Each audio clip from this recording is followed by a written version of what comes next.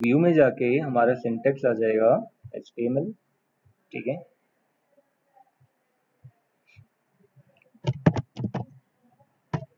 ठीक है, तो यहाँ पे प्रोजेक्ट का नाम या टाइटल आ जाएगा कैलकुलेटर। अब उससे पहले हमें कैलकुलेटर का लेआउट पता होना चाहिए, ठीक है, कैलकुलेटर किस टाइप से दिखता है या कैसा होता है। तो सिस्टम में तो मेरी थोड़ा दिक्कत ही कर रहा है, ओपन नहीं हो पा रहा है, बट मैं आपको वैसे दिखा देता हूँ सर्च करके, ठीक है।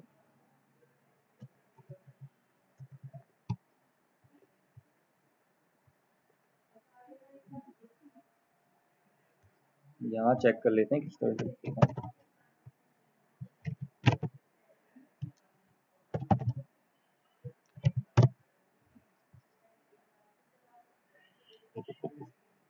वैसे तो काफ़ी सारे ऑप्शंस होते हैं। अगर हम स्टैंडर्ड की बात करें, जैसे हमारा एक स्टैंडर्ड कैलकुलेटर है, ठीक है, जो इमेज आपको दिख रही है ये वाली बेसिक कैलकुलेटर जो होता है, तो ये ऑपरेशन हम यहाँ पे परफॉर्म करवा सकते हैं। इसके अलावा अदर ऑपरेशंस भी हैं, उनको भी हम दिखा सकते हैं वहाँ पे, ठीक है। तो सेम ऐसा ही हमने बनाना है। एक हमारा यहाँ पे टेक्स्ट बॉक्स आ जाएगा जहाँ पे लिखा हुआ दिख रहा है आपको 0, ठीक है। उसके अलावा नीचे जितने भी आपको ऑप्शंस दिखाई दे रहे हैं 1 2 3 4, डिवाइड का सिंबल है, इक्वल्स टू है, जो भी ऑप्शन है ये सब क्या है हमारा, ये बटन्स होते हैं, ठीक है। तो इनको बनाने के लिए पहले हमें क्या करना पड़ेगा, कैलकुलेटर बनाने से पहले हमें इसका एक लेआउट प्रिपेयर करना होगा। तो ये हमारा HTML और CSS के अंदर ही होगा, ठीक है। तो पहले अपना एक लेआउट हम प्रिपेयर करते हैं। वहाँ पे फॉर्म टैग लगाना होगा क्योंकि फॉर्म के एलिमेंट हम यहाँ पे एंटर करवाने जा रहे हैं, ठीक है। फॉर्म टैग इसलिए जरूरी होता है। सबसे पहले इसमें आ जाएगा टेबल। फॉर्म टैग तो लगेगा फॉर्म के अंदर टेबल टैग, ठीक है। टेबल से ये थोड़ा काम हमारा इजी हो जाता है।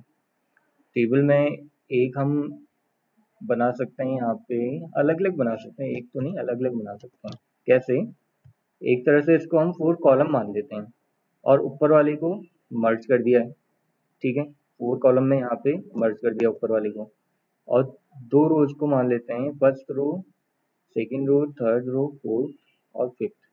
तो टोटल तो वैसे 5 रो के हिसाब से है। अगर हम इसको एक माने और बटन्स को एक माने, बनने को ऐसे ही बन जाएगा, लेकिन थोड़ा फिर दिक्कत ही हो जाएगी, अलाइनमेंट प्रॉपर नहीं हो पाएगा। तो अलग अलग रो करके ही हमें करना पड़ेगा, वो ज़्यादा सही तरीका आ जाएगा, ठीक है।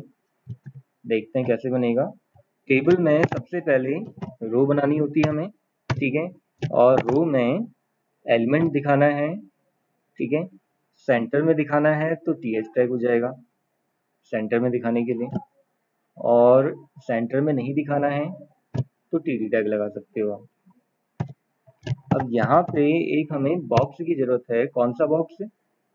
टेक्स्ट बॉक्स की जरूरत है, ठीक है। तो उसके लिए तब यहाँ पे हम क्या लिख सकते हैं, input type equals to text आ जाएगा, और नेम की जगह हम यहाँ पे ID का यूज करेंगे। ID इक्वल्स टू हम यहाँ पे ले लेते हैं T1 ही ले लेते हैं फिलहाल के लिए, ठीक है, T1। तो एक हमारा यहाँ पे बॉक्स आ जाएगा, ठीक है। अब सेकेंड रो की बात करें हम, क्योंकि अलग अलग रो में हमें यहाँ पे काम करना है। सेकेंड रो तो दोबारा TR लगाना होगा, ठीक है। और इसके अंदर अब हमारे कितने कॉलम्स हैं, वो मैंने जस्ट अभी आपको दिखाया भी था, 4 कॉलम्स हैं, ठीक है। 7 8 9 और डिवाइड का सिंबल दिख रहा है जो हमें, 4 कॉलम है। तो इस तरह से 4 कॉलम को मैनेज करने के लिए हमें यहाँ पे 4 टाइम्स TH लगाना होगा, ठीक है, TH। और सबसे पहले यहाँ पे लिख लेते हैं 7, उसके बाद दोबारा से TH, यहाँ पे हम लिख लेते हैं 8। लेकिन ऐसे नहीं हो पाएगा, सिंपली ऐसे लिखने से नहीं हो पाएगा। क्यों नहीं हो पाएगा? क्योंकि वो बटन है, हमने उनमें क्लिक करना है। तो बटन वो तभी बन पाएगा जब आप वहाँ पे उसको बटन के फॉर्म में डील करोगे, मतलब इनपुट टैग आप यूज करोगे वहाँ पे, इनपुट टाइप बटन, ठीक है, तब वो काम करेगा। तो ये आ जाएगा बटन। नेम की जगह हम यहाँ पे दिखा देंगे वैल्यू, जो उसके ऊपर दिखेगा लिखा हुआ, ठीक है। क्या दिखेगा? 7, फिलहाल तो इतना ही आएगा। साइज वगैरह वो सब चीज़ें हम बाद में मैनेज करेंगे इसका, ठीक है। फिर एक और लग जाएगा यहाँ पे इनपुट, टाइप आ जाएगा यहाँ पे बटन, और नेम की जगह आ जाएगा वैल्यू, और वैल्यू में हम दिखा देंगे 8। ऐसे ही एक और आ जाएगा, एक और कॉलम बनाने के लिए टीएस टैग, उसके अंदर बटन आ जाएगा, इनपुट टाइप बटन, ठीक है, और नेम की जगह आ जाएगा यहाँ पे वैल्यू, वैल्यू आ जाएगी 9। एक और लास्ट कॉलम बनेगा हमारा, उसके अंदर आ जाएगा बटन, इनपुट टाइप आ जाएगा बटन, और नेम की जगह वैल्यू दिखाना पड़ेगा हमें, ठीक है। बाकी फंक्शन वगैरह वो तो आएगा ही आएगा, क्योंकि विदाउट फंक्शन तो ये बटन हमारे काम करेंगे नहीं, ठीक है। कि 1 में क्लिक किया या 7 में क्लिक किया 7 आ जा रहा है वहाँ पे, 8 में क्लिक किया 8 आ जा रहा है वहाँ पे। तो ऐसा करने के लिए फंक्शन हमें बनाना जरूरी है, तो बाद में फिर फंक्शन को हम यहाँ पे कॉल करेंगे, ठीक है। 9 के बाद फिर यहाँ पे ऊपर था हमारे पास डिवाइड का सिंबल, ठीक है। तो ये डिवाइड दिखाने के लिए हम लिखेंगे यहाँ पे डिवाइड। अब ऐसा सिंबल तो आ नहीं पाएगा डिवाइड का, इस सिंबल को लाने के लिए एक काम करते हैं, सर्च करते हैं इसका कोड, हेक्स कोड हमें यहाँ पे इसका सर्च करना पड़ेगा, ठीक है। हेक्स कोड तो नहीं, एस्काई कोड हुआ एक तरह से, डिवाइड सिंबल इन HTML। तो एक कोड हमें मिल जाएगा इसका, ये है हैश 247, ठीक है। दिखा तो यही रहा है, चेक कर लेंगे, एंड हैश 247, चेक कर लेते हैं किस तरह से दिखा रहा है। तो एंड हैश 247, ठीक है। अप्लाई हो रहा नहीं हो रहा इसको हम बाद में भी चेक कर सकते हैं, अभी तो चेक करने की जरूरत नहीं है, बस एक हमें कोड मिल गया वहाँ पे। अब सेम यही प्रोसेस हमें सब में करनी पड़ेगी। तो पहले प्रोग्राम को सेव कर लेते हैं, ठीक है। तो इसका नाम रख लेंगे, पहले अपना फोल्डर ओपन कर लेते हैं जावास्क्रिप्ट, और इसका नाम रख लेते हैं कैलकुलेटर, और सेव, ठीक है। एक रो और बनेगी, अब जो हमारी सेकंड रो बनेगी उसमें भी तो ऐसे ही हमारे सिंबल्स होंगे, नंबर्स होंगे, तो इसी को हम कॉपी कर लेते हैं, बार बार टाइप करने से ज़्यादा बेटर ऑप्शन हो गया है, ठीक है। अब नीचे वाली जो रो आएगी हमारी, उसमें क्या दिखा रहा है हमें, उसमें आएगा 4 5 6 और मल्टीप्लाई का सिंबल, ठीक है। तो देखते हैं किस तरह से आएगा। 7 की जगह हो जाएगा यहाँ पे 4, 8 की जगह आ जाएगा 5, और यहाँ आ जाएगा 6, और यहाँ मल्टीप्लाई का सिंबल आ जाएगा। मल्टीप्लाई एक्स के फॉर्म में वहाँ पे दिखा रहा है क्रॉस सिंबल, तो एक्स आप दिखा सकते हो, कैपिटल में स्मॉल में जैसे आपको दिखाना है वही वाला सिंबल दिखा रहा है, आप देख लोगे, ठीक है, एक्स ही होता है। तो ये सिंबल भी आ गया हमारा, सेव कर लेते हैं इसको। अब एक और रो आ जाएगी हमारी सेम ऐसी, ठीक है। यहाँ आ जाएगा 1 2 3, और सिंबल कौन सा है वो चेक कर लेते हैं, ठीक है। तो सिंबल का चेक कर लेंगे, यहाँ पे कौन सा सिंबल दिखा रहा है, माइनस सिंबल आ रहा है, ठीक है।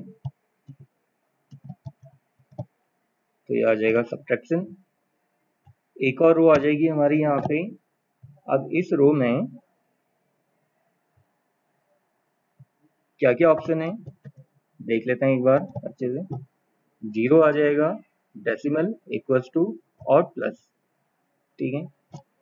0, फिर उसके बाद है हमारे पास यहाँ पे डेसिमल, फिर आ रहा है इक्वल्स टू जिससे कैलकुलेट होगा, और उसके बाद है प्लस सिंबल। इसके अलावा भी अदर ऑपरेशंस भी हम दिखा सकते हैं, ठीक है। अभी नहीं दिखाएंगे, बाद में उसको चेंज करेंगे, पहले सिंपल एक बेसिक कैलकुलेटर हमारा बन जाए, उसके बाद हम आगे प्रोसेस करेंगे। तो चेक करते हैं पहले ये किस तरह से हमें दिखा रहा है, ठीक है। तो इसका नाम रखा था हमने कैलकुलेटर.html, और ओपन कर लेते हैं इसको हम ओपेरा से इस तरह से यहाँ पे दिखा रहा है, कोई चीज़ मिस हो रही है तब यहाँ पे ऐसा दिख रहा है, नहीं तो ऐसी गैपिंग नहीं आती है। ठीक है, चेक करते हैं क्या मिस हो रहा है। TRTH ये तो हमने क्या लगाया है, TH टैग ये भी हमारा क्लोज है। ठीक है, TR तो हमारी क्लोज है यहाँ भी, और यहाँ भी क्लोज ही है TR। ठीक है, वैसे तो एरर तो नहीं है।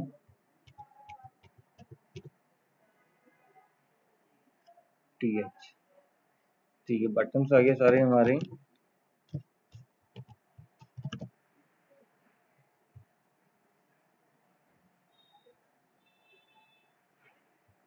ठीक है, एरर कहीं दिख तो नहीं रही है वैसे। पहले एक काम करते हैं, टेबल को हाइट और विड्थ यहाँ पे प्रोवाइड करते हैं। ठीक है, टेबल की विड्थ हम बढ़ा देते हैं, इसको हम कर देते हैं 500। और अच्छा, ये काम CSS के थ्रू भी हो सकता है वैसे। अगर हम ऐसे नहीं करना चाह रहे हैं CSS तो हमें अप्लाई करना ही पड़ेगा। ठीक है, तो CSS अप्लाई करके किया जाए तो ज़्यादा बेटर ऑप्शन हो जाएगा। तो यहाँ पे हमें स्टाइल टैग लगा देते हैं, CSS टाइप 2 यूज करेंगे। ठीक है, सबसे पहले टेबल टैग के लिए प्रॉपर्टीज आ जाएंगी हमारी। टेबल की एक पर्टिकुलर हाइट होगी, तो फिलहाल के लिए मैं इसको यहाँ पे ऑटो कर लेता हूँ। ठीक है, एक उसकी विड्थ होगी, तो यहाँ पे हम कर लेते हैं इसको 600 पिक्सल, और बैकग्राउंड कलर हम दिखा देते हैं इसका, ठीक है, ग्रे। बाद में चेंज कर सकते हैं, सेव कर लेते हैं और रिफ्रेश कर लेते हैं। इस तरह से आ रहा है। अच्छा, इसका ऐसा आने का रीजन एक और है कि हमने यहाँ पे कॉलम्स को मर्ज नहीं किया था। ऊपर वाली सेल को हमने 4 कॉलम में मर्ज नहीं किया था। ठीक है, सिंगल हमने यहाँ पे कॉलम बना रखा है, तो सिंगल कॉलम तो उसके ऊपर वाली कॉलम में आएगा, मतलब जस्ट उसके ऊपर ये कॉलम एक चल रहा है सिंगल कॉलम। अब यहाँ पे तो ये इसलिए नहीं दिखा पा रहा है कि हमने उसको मर्ज नहीं किया। ठीक है, तो हमें क्या करना होगा, इसको मर्ज करना होगा। मर्ज करने का क्या ऑप्शन था, कौन सी प्रॉपर्टी यूज की जाती है कॉलम्स को मर्ज करने के लिए आपस में, याद है आप लोगों को? कॉलम्स को आपस में मैंने मर्ज करना है, कौन सी प्रॉपर्टी यूज की जाती? आ रहा, कुछ याद आ रहा है? आवाज आ रही है ना आप लोगों को मेरी सबको? कोई दिक्कत तो नहीं है साउंड में?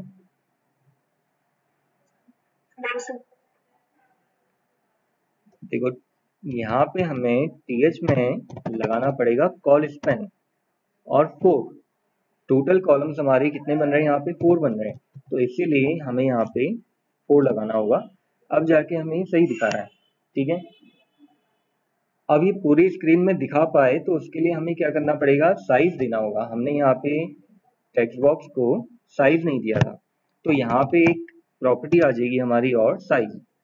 ठीक है, फिलहाल के लिए 30 दे देता हूँ मैं, और ऑटोमेटिक यहाँ पे वो क्या लेता है, पिक्सल में ही लेता है उसको। ठीक है, दूसरा, टेबल के लिए एक और प्रॉपर्टी हम यहाँ पे लगाएंगे, मार्जिन। ठीक है, और पहली मार्जिन टॉप और बॉटम के लिए रख रहे हैं हम। ठीक है, मैं चाह रहा हूँ कि 20%, 20 तो नहीं लेगा, और 10 लेगा, 10% टॉप और बॉटम हो जाए। ठीक है, उसके अलावा 35% लेफ्ट और राइट के लिए लें।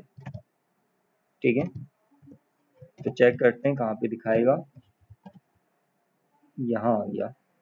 ठीक है, 35, 30 कर दें तो सही रहेगा। हाइट इसकी हम बढ़ा सकते हैं, उससे पहले एलिमेंट्स को थोड़ा हमें प्रॉपर करना होगा। कैसे? Input tag. अब इनपुट टैग के लिए हम प्रॉपर्टी यहाँ पे लगाएंगे।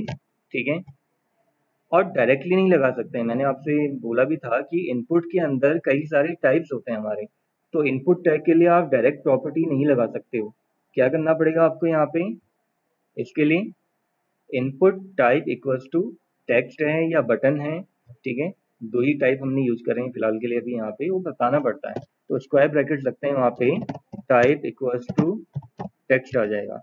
और इसके लिए हम प्रॉपर्टी लगाने जा रहे हैं पहली प्रॉपर्टी आ जाएगी यहाँ पे इसकी हाइट, ये हम देते हैं 50 पिक्सल, ठीक है। दूसरी प्रॉपर्टी हम यहाँ पे लगा देते हैं विड्थ, ये हम देते हैं 600 पिक्सल। 600 हमने उसका भी साइज दिया है, 500 देते हैं फिलहाल के लिए, ठीक है। 500 पिक्सल, ठीक हो गया। और बैकग्राउंड कलर अभी तो हम यूज नहीं करेंगे, अदर प्रॉपर्टीज फिर बाद में यूज करेंगे। देखते हैं किस तरह से दिखा रहा है, ये आ गया हमारा, ठीक है। 600 ट्राई करते हैं, 600 में कितना दिखा रहा है, पूरे में दिखा देगा, बट पूरा एरिया हमने कवर नहीं करना है, तो यहाँ पे इसकी विड्थ को बढ़ाया जा सकता है।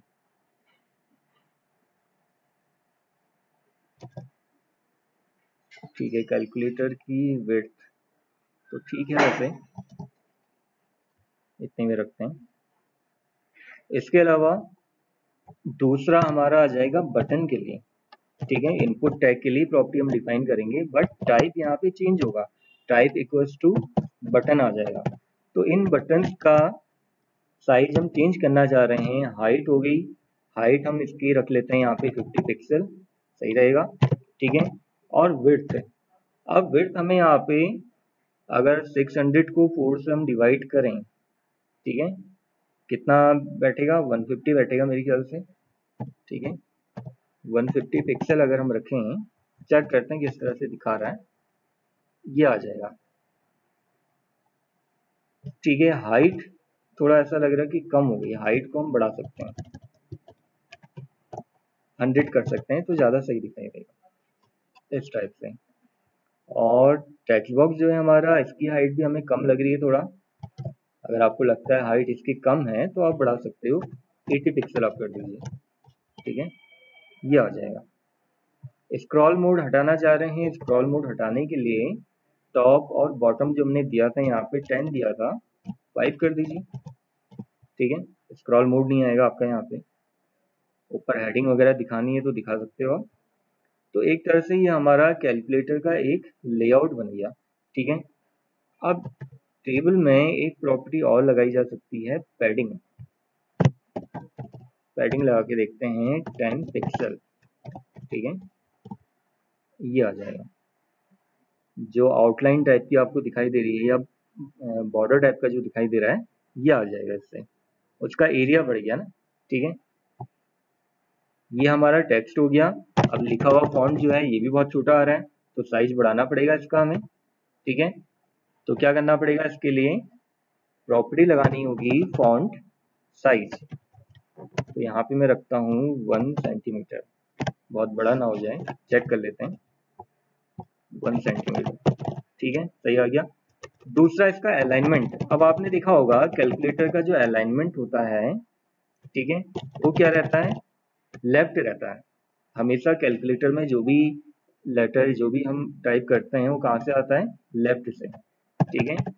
इसको मैं रख लेता हूँ 1.5 और टेक्स्ट अलाइन हम चेंज कर देंगे।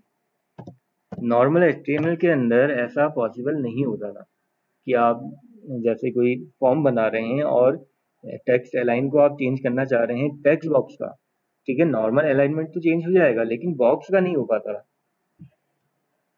तो यहाँ आप कर सकते हो टेक्स्ट अलाइन, राइट करके देखते हैं फिर क्या दिखाता है, ठीक है। तो अलाइनमेंट हमारा राइट हो गया। इसके अलावा जो नीचे वाले ऑप्शंस हैं इनका भी हमें साइज बढ़ाना होगा, ठीक है। तो यहाँ पे हम लिखेंगे फॉन्ट साइज, फिलहाल के लिए 1 सेंटीमीटर ही कर देते हैं, किस तरह से दिखाता है, ये आ गया, ठीक है। बोल्ड करना है, बोल्ड करने के लिए क्या प्रॉपर्टी थी हमारी, फॉन्ट वेट आ जाएगा, ठीक है, और बोल्ड, ये आ गया। तो अब मैं चाह रहा हूँ कि यहाँ पे क्लिक करूँ तो 7 लिखा हुआ आ जाए, 8 में क्लिक करूँ यहाँ लिखा हुआ आ जाए, 9 में क्लिक करूँ यहाँ लिखा हुआ आ जाए। और कैलकुलेटर जब भी हमारा रन होके आता है तो आपने देखा होगा हमेशा वहाँ पे उसमें क्या लिखा हुआ दिखाई देता है, 0, ठीक है। और वो 0 लिखा हुआ वहाँ पे दिखाई दे तो एक काम और भी कर सकते हो आप, प्लेस होल्डर लगा सकते हो उसके लिए, ये ज़्यादा अच्छा ऑप्शन रहेगा। कि हमें हटाने की जरूरत नहीं पड़ेगी ना, यूजर को हटाने की जरूरत नहीं पड़ेगी। प्लेस होल्डर रहेगा तो ज़्यादा अच्छा रहेगा। प्लेस होल्डर में आ जाएगा 0। देखते हैं किस तरह से दिखाता है ये। तो जब भी यूजर टाइप करना स्टार्ट करेगा यहाँ पे तो ये 0 लिखा हुआ हट जाएगा। ठीक है, प्लेस होल्डर का ऑप्शन ज़्यादा सही रहेगा वैसे देखा जाए तो इसके लिए। ठीक है, अब मेन काम आता है हमारा कि यहाँ पे क्लिक करके उसमें ऑपरेशन कैसे परफॉर्म होगा। तो इसके लिए हम क्या यूज करेंगे यहाँ पे, जावास्क्रिप्ट का। ठीक है, आप चाहो तो अलग से एक फाइल बना सकते हो, क्योंकि होगा क्या कि जावास्क्रिप्ट में हमने यहाँ पे कोडिंग बहुत सारी लिखनी है। ठीक है, तो उसके लिए मैं यहाँ पे क्या करूँगा, स्क्रिप्ट टैग लगा देता हूँ और एक सोर्स वहाँ पे देता हूँ। ठीक है, src। तो सोर्स लगाने से क्या होता है कि हम एक अलग से फाइल बना के यहाँ पे लिंक कर सकते हैं src प्रॉपर्टी के थ्रू। ठीक है, तो एक फाइल बनाऊंगा मैं यहाँ पे calc.js के नेम से, ये एक्सटेंशन रहेगा उसका। तो एक नई फाइल ओपन करते हैं, इसको मैं सेव कर लेता हूँ पहले। क्या नाम रहेगा इसका, कैल्क। अच्छा, यहाँ पे एक काम करते हैं, पहले ही इसका सिंटेक्स हम चेंज कर लें। व्यू में जाके सिंटेक्स और जावास्क्रिप्ट, ये आ जाएगा। जावास्क्रिप्ट में भी जावास्क्रिप्ट होगी, एडवांस नहीं होगी, जेसन नहीं होगा। जेसन एडवांस जावास्क्रिप्ट होगी ना। ठीक है, ये हो गया। सेव कर लेते हैं अब हम फाइल को। calc एक्सटेंशन लगाने की जरूरत नहीं है, आप देख रहे होगे ऑलरेडी यहाँ पे जावास्क्रिप्ट लिखा हुआ आ रहा है CSS टाइप में। तो सेव कर लीजिए इसको, सेव होगी फाइल। अब हम बनाएंगे यहाँ पे फंक्शन। ठीक है, उससे पहले एक काम क्या करना पड़ेगा, हमें एक वेरिएबल लेना पड़ेगा, वेर abc xyz, जो भी आप लेना चाह रहे हो ले सकते हो। तो हम a वेरिएबल ले लेते हैं, a equals to document dot get element by id। ठीक है, जो भी यूजर वहां पे इनपुट करेगा वो इनपुट यहाँ पे स्टोर करवाने के लिए ए में स्टोर हो जाएगी एक तरह से वैल्यू। ठीक है, इसकी आईडी हमने दी थी t1 डॉट वैल्यू। भाई इतना ही आएगा कि जो भी इसकी वैल्यू रहेगी वो स्टोर हो जाएगी ए में, और उसके बेसिस में हम ऑपरेशन परफॉर्म कर सकेंगे। ठीक है, दूसरा हम यहाँ पे फंक्शन f1 बना देते हैं। ठीक है, आप नेम से भी बना सकते हो, मैं f1 के नाम से बना रहा हूँ, थोड़ा इजी पड़ेगा। f1 f2 f3 ऐसे करके हम कई सारे फंक्शंस बनाने पड़ेंगे ना हमें यहाँ पे। ठीक है, इसीलिए तो फंक्शन f1 ये बना रहा हूँ मैं 7 के लिए, कि 7 में क्लिक करके वहां पे वैल्यू आ जाए। तो हम क्या लिख सकते हैं वहां पे, a इक्वल्स टू, अब डायरेक्टली हम लिख सकते हैं वहां पे a इक्वल्स टू 7। अब देखते हैं कि ऐसा करने से होगा क्या। पहले तो a को हमने असाइन किया है, यहाँ पे एक वैल्यू असाइन करी हुई है हमने। थोड़ा सा होल्ड कीजिएगा आप लोग, हम आपसे बताओ टेस्ट कौन सा वाला था, ऑफिस का। ऑफिस का मतलब पूरा, अच्छा हाँ ऑफिस का पूरा ही होगा ना टेस्ट। एक मिनट वेट करो फिर आप थोड़ा सा।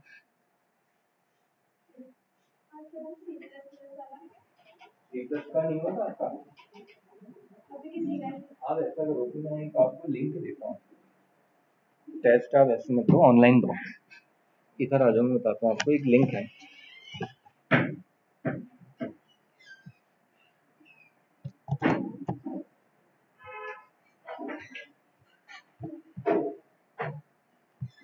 आप फोन लाए होगे ना, इसमें आपको टेस्ट मिल जाएगा ऑफिस का भी।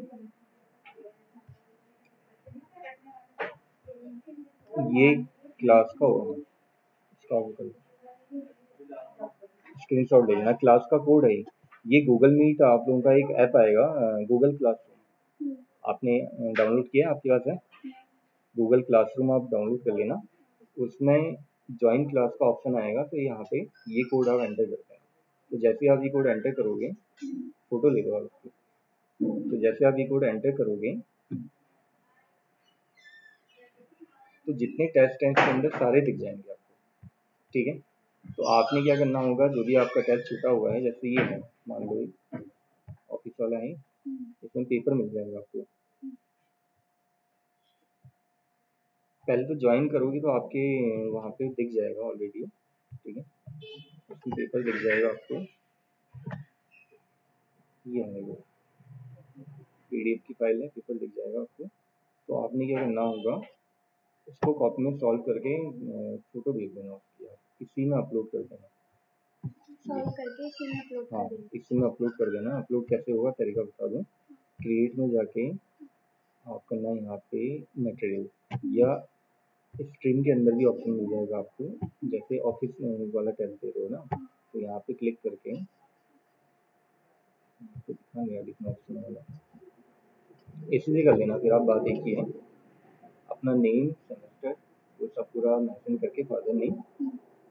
मटेरियल में आप जाओगे तो यहाँ पे टाइटल देना, ऐड में करके फाइल, ठीक है, क्योंकि इमेज के फॉर्म में फाइल रहेगी। तो अपलोड में आप क्लिक करके यहाँ पे सारी फाइलों को अपलोड करके यहाँ पे अपलोड और पोस्ट में क्लिक करोगे तो हो जाएगा, यहाँ पे वो सबमिट हो जाएगा।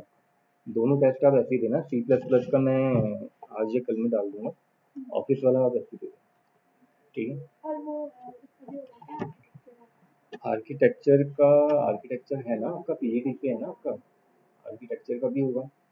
फर्स्ट सेमेस्टर हो गया था आपका? तो मेरा 6 मंथ वाला था, आपका 6 मंथ पे ही है ना?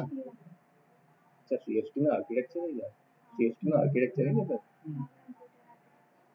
अच्छा, फिर तो आपको देना ही पड़ेगा। फिर मैं ऐसा करूँगा, उसको अपलोड कर दूंगा फिर पेपर बना के ना।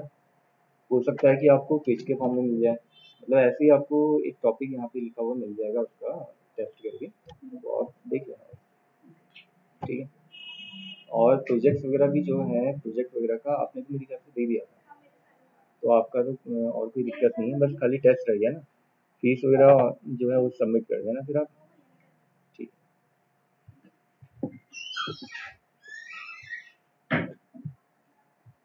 हेलो, हाँ, कनेक्टेड हैं सभी? ठीक है, चलिए आगे कंटिन्यू करें।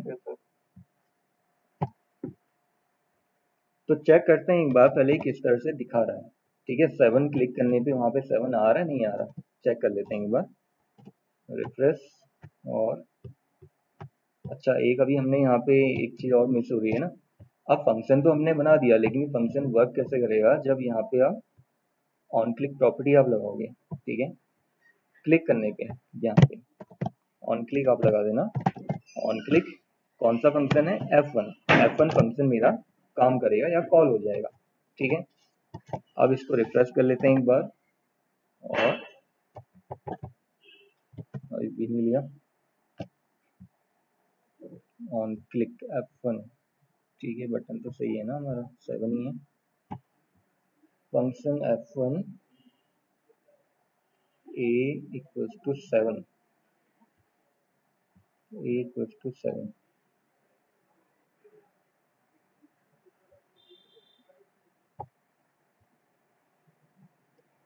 ठीक है, ये भी सही है वैसे।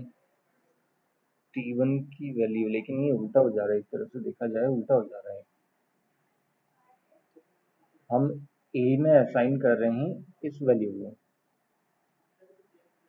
उसका यूज आगे होगा उल्टा हो जा रहा है। यहाँ आपको लिखना ही पड़ेगा, यहाँ पे ऐसा लिखना आप, document dot get element by ID, ठीक है।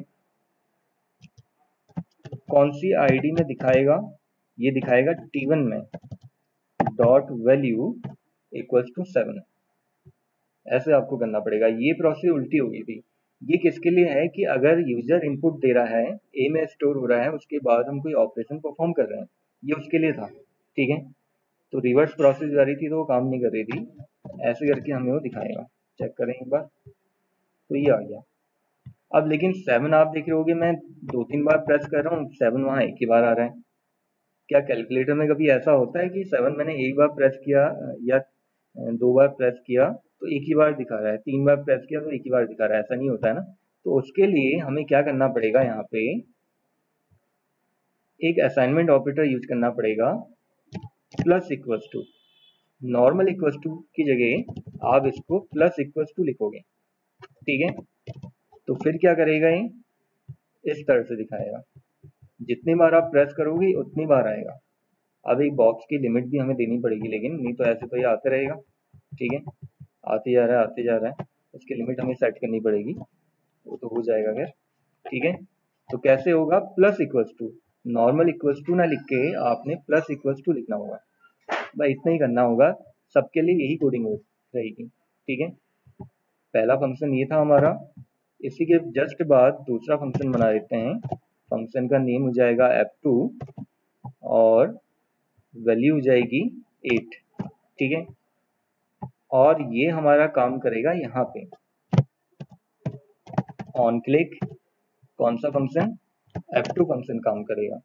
ठीक है, 9 के लिए ऑन क्लिक में f3 फंक्शन काम करेगा। ठीक है, ऐसे यहाँ पे ये वाला सिंबल, डिवाइड का सिंबल देखिए सही आ रहा है बिल्कुल, डिवाइड के लिए ये कोड होता है, इसको भी आप नोट कर लेना। ठीक है, कई बार हो जाता है कि माइंड में स्ट्राइक नहीं करता है, क्योंकि कुछ ऐसे टिपिकल कोड्स जो हैं वो थोड़ा याद नहीं रह पाते हैं। ठीक है, यहाँ पे हमने बोला कि ऑन क्लिक करने पे f4 फंक्शन काम करेगा। ठीक है, ऐसे करके हमारी प्रोसेस सब में करनी पड़ेगी हमें, इतने फंक्शन हमें बनाने पड़ेंगे, इसलिए हम क्या कर रहे हैं, यहाँ पे जावास्क्रिप्ट की फाइल अलग से बना रहे हैं। ठीक है, f5 यहाँ पे आ जाएगा फंक्शन हमारा ऑन क्लिक में, f6 हो जाएगा, और यहाँ पे हमारा फंक्शन आ जाएगा ऑन क्लिक में f7, और यहाँ पे आ जाएगा ऑन क्लिक में f9,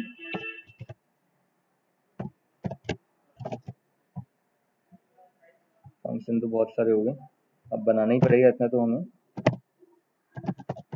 on click f10, copy कर लेते हैं बार बार लिखने से अच्छा।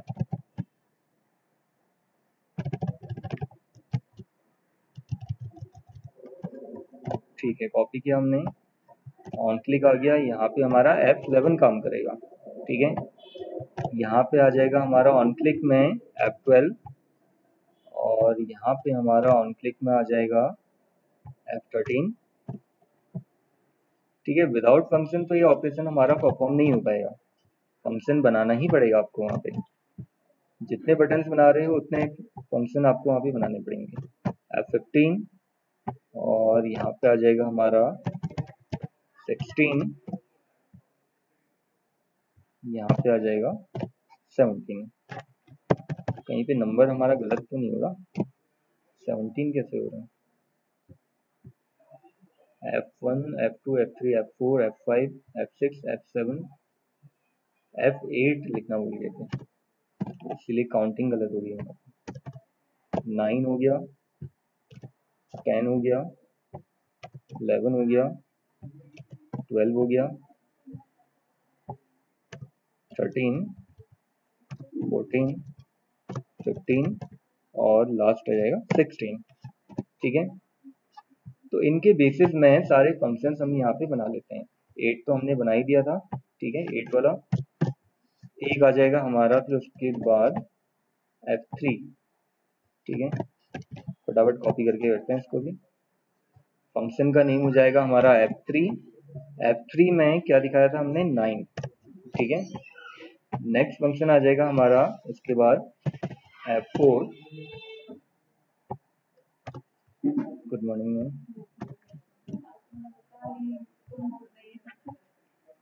यहाँ पे आ जाएगा डिवाइड। देखो डिवाइड का सिंबल भी वहां देना पड़ेगा, क्योंकि जो हम कैलकुलेटर यहाँ पे बना रहे हैं, ठीक है, डिवाइड के लिए क्या कोडिंग थी, एंड हैज 3 4 2 था 7 था, कितना था, 3 4, अच्छा 2 4 7 था। ठीक है, एंड हैज 2 4 7 डिवाइड। अच्छा, लेकिन यहाँ पे कोड लिखने से काम नहीं चलेगा, ये एक्चुअल में ऑपरेशन परफॉर्म नहीं कर पाएगा। तो इसके लिए चाहे हम दिखा रहे हैं सिंबल वैसा, लेकिन डिवाइड आपको ये वाला यूज करना होगा, तभी वो ऑपरेशन परफॉर्म कर पाएगा, नहीं तो नहीं करेगा। इसका ध्यान रखना आप हमेशा, ठीक है, नहीं तो गलत हो जाएगा ना फिर वो। F4, उसके बाद आ जाएगा हमारा F5 फंक्शन। F5 में 4 आ जाएगा, ठीक है। उसके बाद नेक्स्ट फंक्शन आ जाएगा हमारा F6। F6 में क्या दिखाना है हमने, 5 दिखाना है, ठीक है। नेक्स्ट आ जाएगा इसके बाद F7। F7 में हमने यहाँ पे दिखाना है 6, और उसके बाद आ जाएगा यहाँ पे F8। F8 में हम क्या दिखा रहे हैं, मल्टीप्लाई का सिंबल, तो ये वाला सिंबल आएगा एस्ट्रिक। एक्स मत लिखना, आप वो समझ नहीं पाएगा, क्योंकि एक्स तो क्या होगी, एक टेक्स्ट वैल्यू हो गई ना।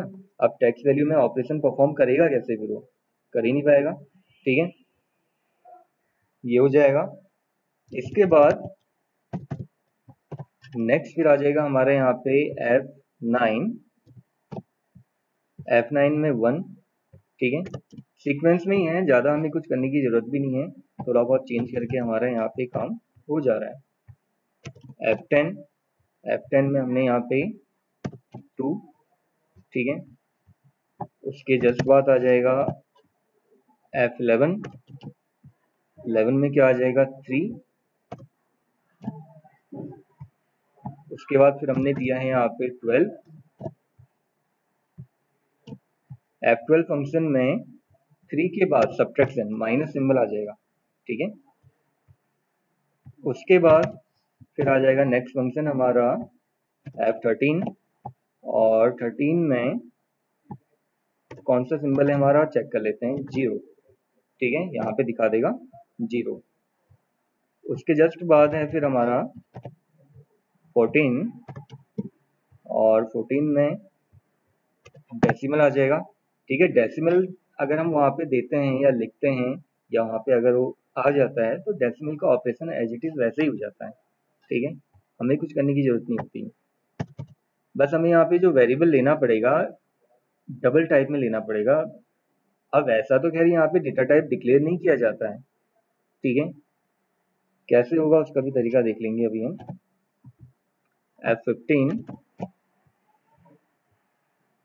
F15 हमारा मेन है।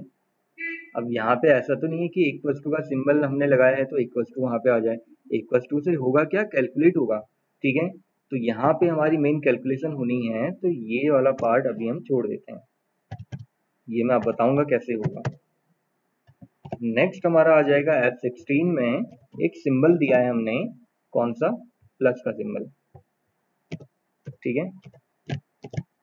सेव कर लेते हैं और पहले चेक करते हैं कि यहाँ पे सारे हमारे बटन काम कर रहे हैं नहीं कर रहे हैं, ये भी तो चेक करना पड़ेगा, ठीक है। तो देखते हैं, जैसे 7 है, 8 है, 9 डिवाइड भी आ रहा है, 4 5 6 मल्टीप्लाई 1 2 3 माइनस सिंबल, 0 आ रहा है, पॉइंट आ रहा है, इक्वल टू आएगा नहीं, प्लस, ठीक है। तो इसका मतलब हमारे सिंबल्स यहाँ पे प्रॉपरली वर्क कर रहे हैं, कोई इसमें दिक्कत नहीं है, ठीक है। तो अब क्या करना पड़ेगा, अच्छा एक कैंसिल का बटन भी आप बना सकते हैं, यहाँ पे कैंसिल का बटन आपने देखा होगा, क्लियर का बटन आपने देखा होगा, ठीक है। और बैक स्पेस होता है, कई बार बैक आप करोगे तो वहाँ पे वो दिखाएगा, ठीक है। तो ये भी हम आगे बनाएंगे, पहले सिंपल इसको हम कैलकुलेशन करना, इसमें ऑप्शन अप्लाई कर देते हैं कि कैलकुलेशन करेगा कैसे, ठीक है। अब आपने देखा होगा स्टार्टिंग में ही मैंने यहाँ पे एक वेरिएबल लिया था a। अब इसको अगर आप बाहर से दिखाएं या फिर उसके अंदर दिखाएं, फंक्शन के अंदर, बात एक ही है, आप कैसे भी कर लो, कोई फर्क नहीं पड़ता, ठीक है। तो इसी फंक्शन के अंदर ही इसको हम यहाँ पे डिक्लेयर करते हैं, अलग से करने की जरूरत नहीं है। तो a में वैल्यू स्टोर हो जाएगी, ठीक है। अब इसको हम कहाँ दिखाएंगे, b में, तो where b equals to eval function use होगा यहाँ पे, इवेलुएट करने के लिए, ठीक है। तो जो भी एक्सप्रेशन हमारा वहाँ पे रहेगा, किसी भी तरह का एक्सप्रेशन आप वहाँ पे लिख लो, वो बॉडमास के रूल के अकॉर्डिंग पूरा आपको कैलकुलेट करके करेक्ट आंसर दिखाएगा, ठीक है। तो हमारा यहाँ पे कैलकुलेशन हो गई, और उसको फिर हम कहाँ दिखा देंगे, वापस से हमने दिखाना है उसको document dot get element by ID, कौन सी आईडी में, T1 में, ठीक है। T1 से हमने इनपुट लिया, बी में हमने उसको एक प्रोसेस किया, एक वहाँ पे फॉर्मूला अप्लाई किया बी में, और वापस से हमने टेक्स्ट बॉक्स 1 में ही उसको दिखा दिया, ठीक है। डॉट वैल्यू इक्वल्स टू क्या हो जाएगा, बी, ठीक है। लेकिन ऐसा आपको दो वेरिएबल्स आपको लेने ही पड़ेंगे, आप डायरेक्टली नहीं कर सकते ऑपरेशन उसमें, डायरेक्टली आप करोगे तो गलत हो जाएगा, ठीक है। कई बार वो सपोर्ट नहीं कर पाता है डायरेक्ट मेथड को। अब मान लीजिए मैंने यहाँ पे 7 + 9 करना है, ठीक है, तो क्या आंसर आएगा, 16, सही आ रहा है। ऐसे ही मान लीजिए अगर मैंने यहाँ पे 16 ही ले लेते हैं, 16 डिवाइड बाई 2 करना होता, ठीक है, तो क्या आएगा, 8, सही आ रहा है। 8 इंटू, अगर हम प्रोडक्ट करके देखें, 8 इंटू 7 कितना आना चाहिए, 56, सही आ रहा है। अगर मैं यहाँ पे सब्ट्रैक्शन करता हूँ, 56 माइनस 45 कितना आएगा, 11, ठीक है। सपोज अगर मैं जीरो में कोई ऑपरेशन करना चाह रहा हूँ, 110.25 प्लस 23.50, अब लेकिन बैक स्पेस है नहीं ना, तो गलत हो गया, रिफ्रेश करना पड़ेगा एक बार। मान लेते हैं कि हमने एक नंबर लिया 123.5052 जो भी है, प्लस 52.51 कर लेते हैं, तो पॉइंट में भी आपको करेक्ट आंसर दिखाएगा, ठीक है। एक नॉर्मल सा ले लेते हैं हम, उसमें पता लग जाएगा। अगर एक हमारे पास वैल्यू है 2.5 प्लस माइनस जो भी ऑपरेशन है हमारा, ठीक है, 3, ऑपरेशन नहीं आया हमारा,